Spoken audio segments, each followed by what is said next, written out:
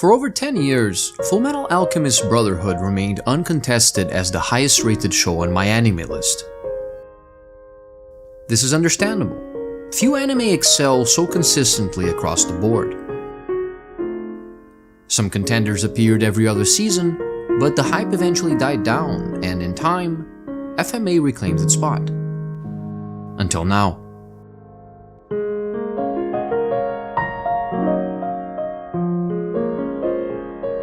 A year or so ago, I bought a fantasy manga from a store. I don't know what I expected, but I know that I did not expect much. Not only was I taken completely by surprise, but I fell in love with it. And when I heard Fullmetal Alchemist was dethroned, I had a feeling that Frieren had taken the spot. And trust me, it's here to stay.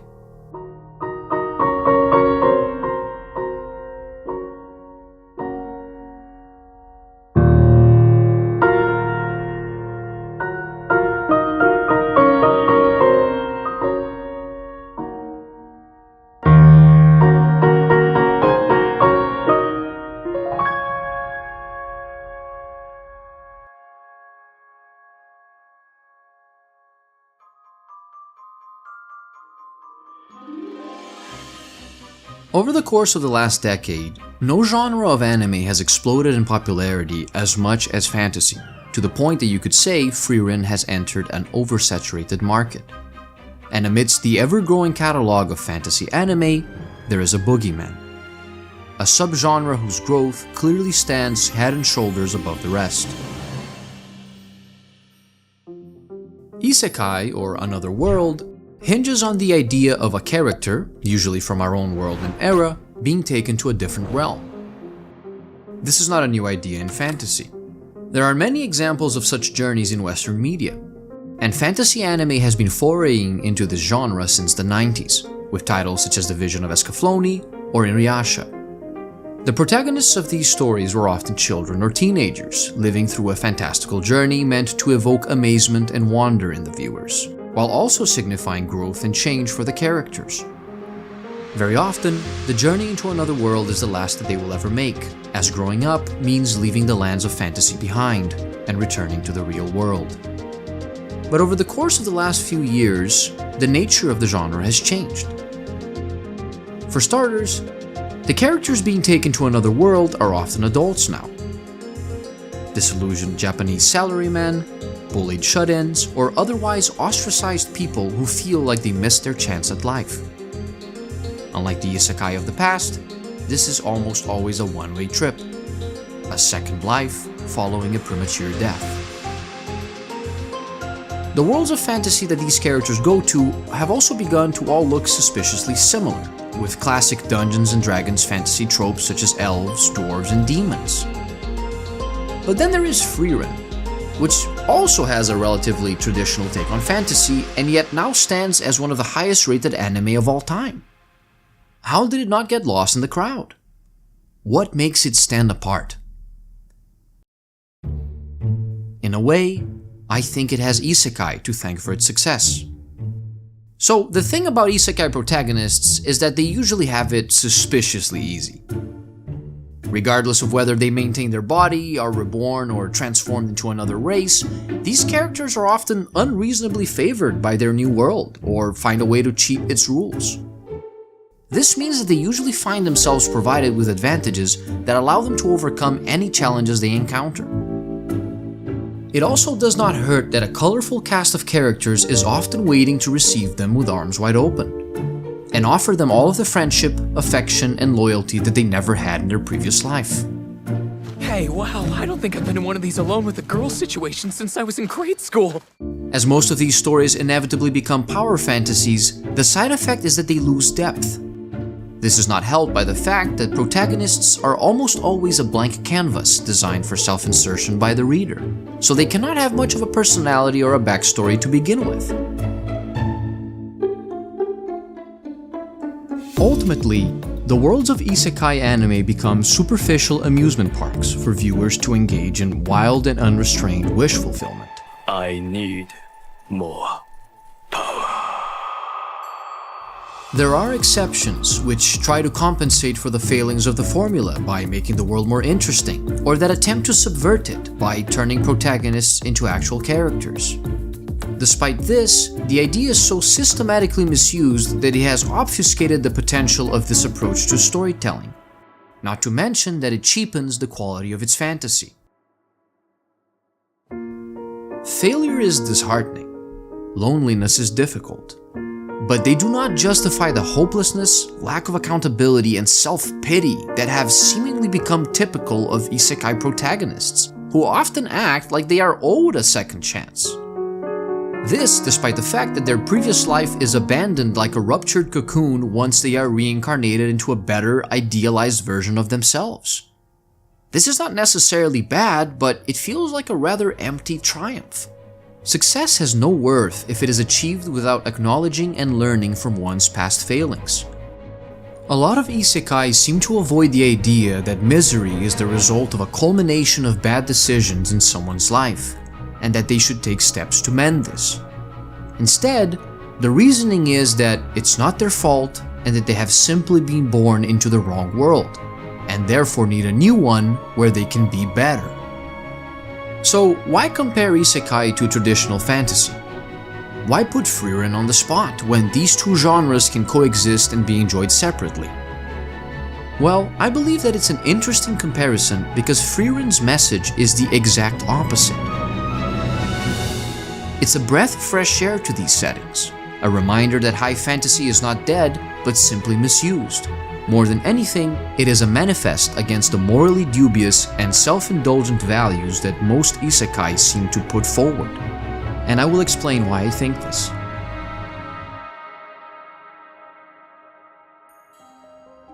Frieren is a story that starts at the end of another.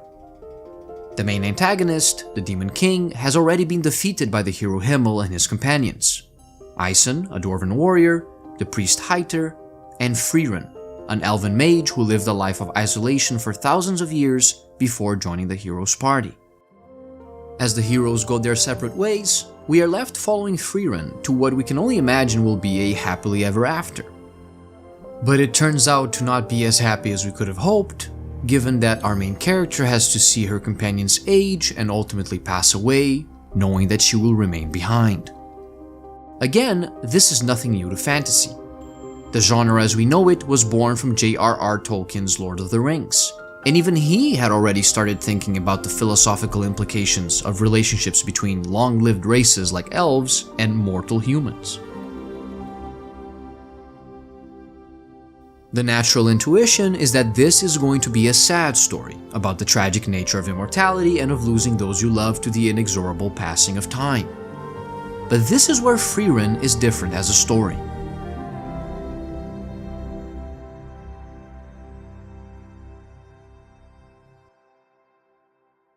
The elven mage realizes that she made a terrible mistake. Had she tried harder to keep in touch, had she visited more, she would have gotten to know Himmel better. But she didn't, and there is no magic in the world that can give her back the time she wasted. So what does she do? She vanishes for another 20 years, falling back into the same old habits she had before she went on the journey. But she is not the same as she was before. The journey changed her.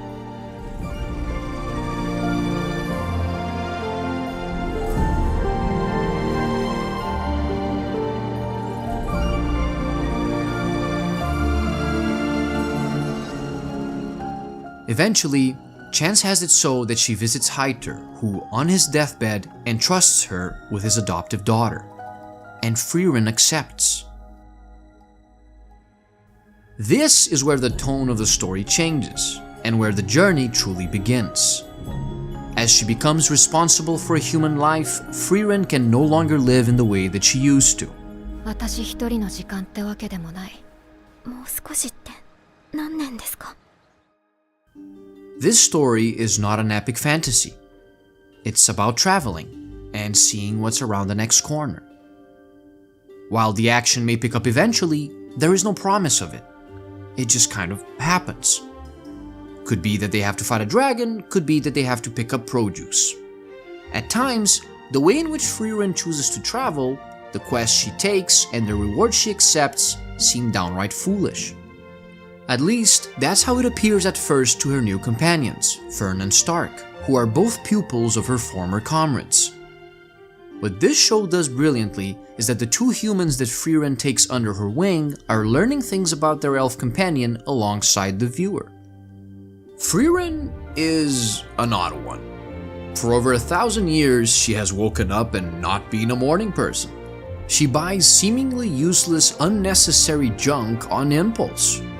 She often tries acting like she's a mature beauty, even though she still looks like a young girl. Through these quirks and other little things, what becomes clear is that Frieren is not bothered by her nature as an elf. Her very long lifespan is not something that she resents, and if anything, she seems to be quite comfortable with herself. She exudes this sense of inner peace and self-assuredness, which is very unlike what you would see in a human who was given immortality. But there is also a silly aloofness to her that makes us understand that despite the differences that she has with humans, she is still a person with feelings, desires, and memories. And she has a lot of them. エルフの感覚はわかりませんね。まったくいつから生きているのやら。One of the perks of having an elf protagonist is that she has seen a great many things, but also that she has a very long memory. Frieren is a repository of knowledge, and as a mage, she has amassed a veritable panoply of spells.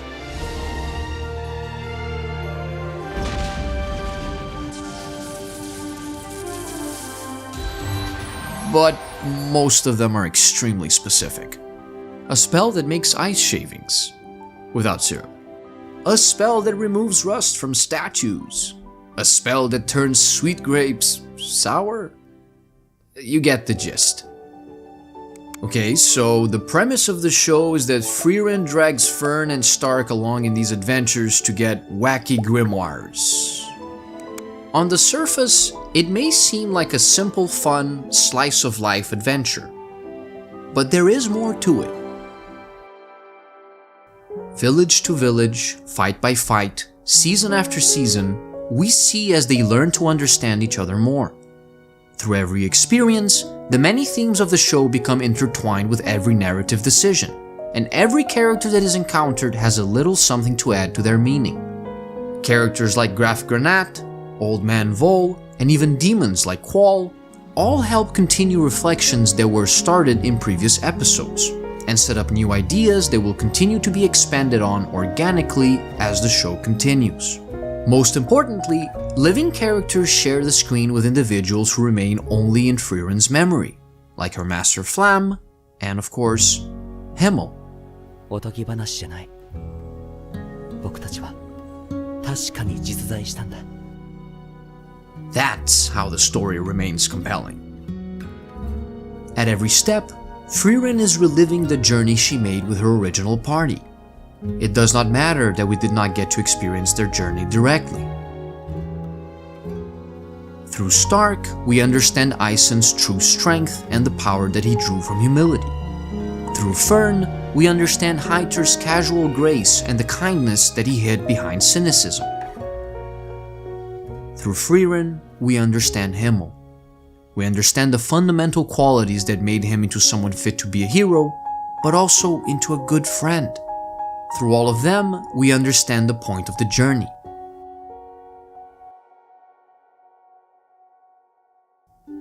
Here is a being that is literally thousands of years old, who has seen entire civilizations collapse into dust and killed some of the most powerful demons in existence. And yet, all it takes is spending 10 years in the company of good friends for her to become willing to change. It doesn't happen overnight. Change is a slow process. Frieren had to lose before she learned the value of having. Rather, by losing it, she finally started thinking about what she had. It's fine to be afraid. That's how you become brave. It's fine to enjoy the things that you enjoy. That's how you become your own person. It's fine to make mistakes. That's how we learn. And you can make a mistake alone, but it's always better to make mistakes together. It seems that it was always short-lived mortals who left a mark on Frieren. even if from her perspective they were only together for a short time. And we understand why these mortals stuck around with her despite knowing that she would outlive them. They simply liked her and wanted to be remembered by her.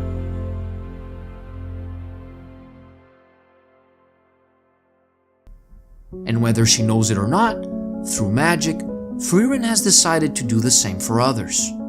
Because if a spell exists, it means that someone created it. It is the culmination of someone's toil, of their frustration and research, of their dedication and passion. Even after their body has withered away and their name has been forgotten, the spell remains. Like a song or a story, as long as it is learned and passed on, it will forever bear the mark of its creator. And it doesn't hurt if, by learning the spell, you can make the sour grapes that your friend likes. This is Frieren's philosophy. You do not need a second life or a second world in order to have a second chance. 人間の寿命は短いって分かっていたのに、なんでもっと知ろうと思わなかったんだろう。お前はいつか大きな過ちを犯し、人を知りたいと考えるようになる。Because it's never too late for you to change. And it's fine for you to rely on others to help you become who you want to be. そん時はここに帰ってこいって言ってんだ。手助けしてやる。Frieren is about carrying the people you have met in your life with you. Carrying their lessons, their silly quirks, their kindness, and paying it all forward. The beauty of the series is that although it all starts with tragic loss, grief, and regret, it is not a condemnation of eternal life, but rather an ode to the beauty of things that are ephemeral, and of how sharing their memory can make them truly immortal. Thanks for watching our video. If you're a fantasy fan, I really do recommend that you give Frieren a try, even if anime is not your thing. It's leading the charge in a resurgence of the genre that I am very excited for, and I for one cannot wait for later parts of the manga to be adapted because I think it only gets better with time. If you enjoyed the video, please consider subscribing, liking, and commenting. It does help us tremendously. I would also like to thank our patrons for supporting us in these projects. I really do hope we can continue to make these videos for a very long time.